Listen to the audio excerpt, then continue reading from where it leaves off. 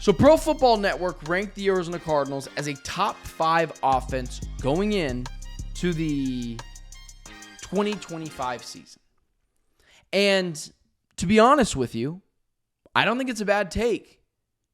But what I don't enjoy is people trying to tell me, oh, the Cardinals need more, they need to be able to get more players on this team. No, the Cardinals are fine. And it's why I keep mentioning to you guys about the Arizona Cardinals and the weapons that they have. This is a team that's got dudes out the wazoo. Do I have to list them for you? James Conner, Trey McBride, Marvin Harrison Jr., Michael Wilson, Paris Johnson Jr., Yoda Froholt. This offense is absolutely loaded as long as Marvin Harrison Jr. is a elite level player for the Arizona Cardinals this season. Now, do I have some concerns about Marvin Harrison Jr.? Probably, sure. Do I think he should have been better last year? Probably, sure. However, offensively, my guy in the chat, the Avengers of Fluffy, which is hilarious as my voice cracks, I think defense top 5 is more likely.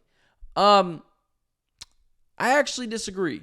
I think the defense is going to be better, but I don't see a world where the Cardinals defense goes from bottom 5 to top 5 in one season. I can see a world where the Arizona Cardinals offense goes from top 15 to top 5, top 20, top 18 to top 5. Do I think it's likely the Arizona Cardinals have a top 5 offense? Probably not. Again, this show is about being honest. It's about being real. But a top 8, top 10 offense? Yeah, they better have.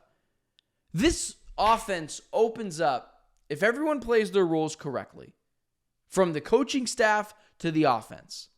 This offense opens up as long as Marvin Harrison Jr. is what we all think he should be and will be. A top-level receiver in the NFL. A bona fide number 1. If that's the case, I totally agree with you guys.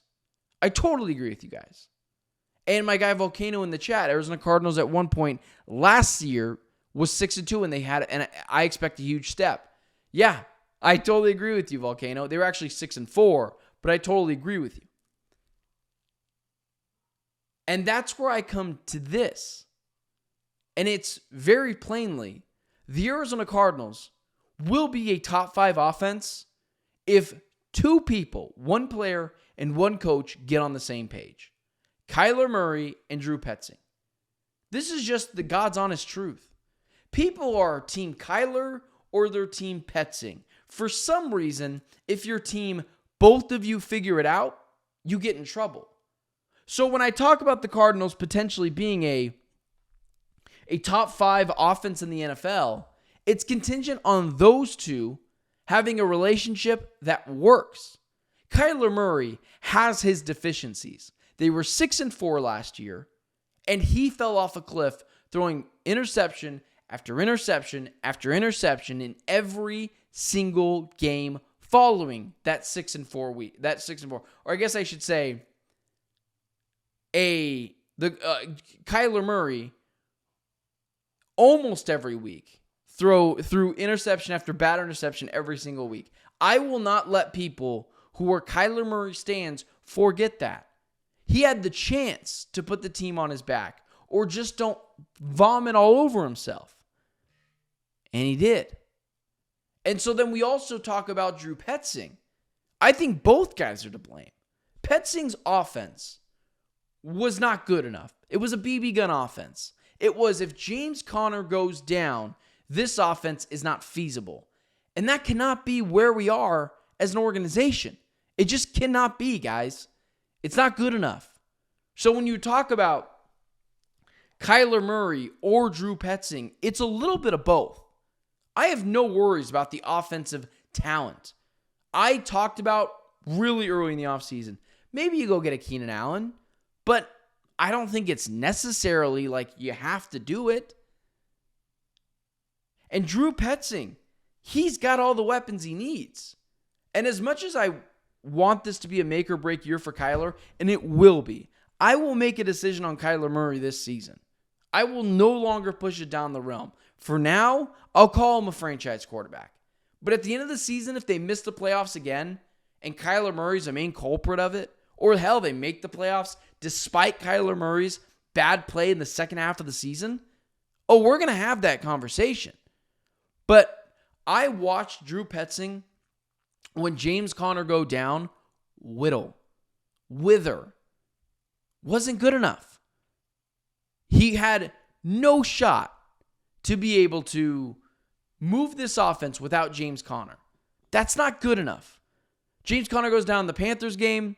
Drew Petzing can't throw the ball downfield, can't adapt to using Trey Benson or Michael Carter.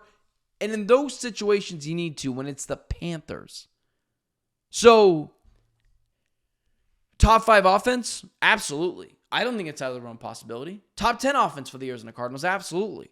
And when the Pro Football Network puts out that they think the Cardinals will be a top 5 offense going into this season, I totally get it. But it's contingent on 2 people doing their job well.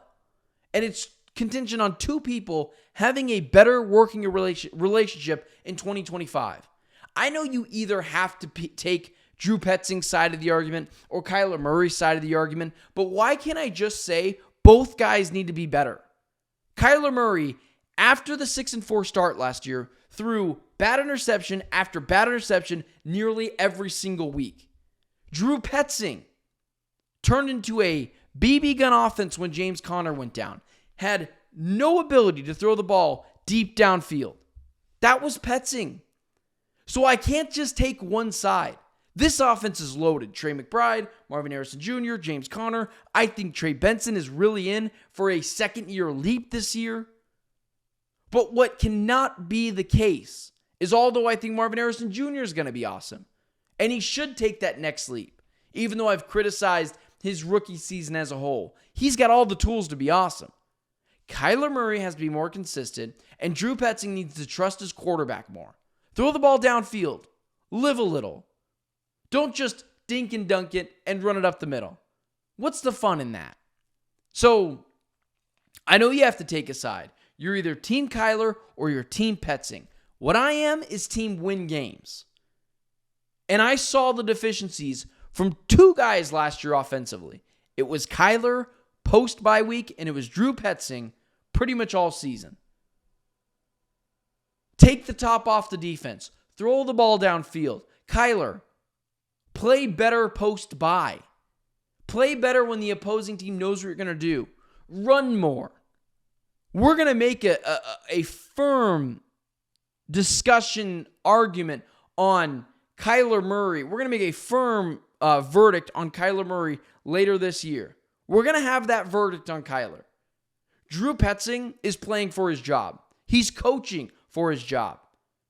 If this doesn't work out, they're going to choose Kyler over Petzing because they just don't have any choice. They have to. I'll have made a decision on Kyler, but Petzing's coaching for his job. And it really is an easy fix. Take a risk. Throw the ball downfield a little bit. And when you're talking about Kyler, he needs to be someone that is more consistent. And I believe in both guys because I know people inside this organization who are very close to the situation. All of them love Petzing. And to be honest with you, he's a really nice guy. I've talked to him before. But Kyler Murray has to hold up his end of the bargain too. So I know there's the argument, Team Petzing, Team Kyler. Why don't you just join me? Team Win Games. Both guys have to be better.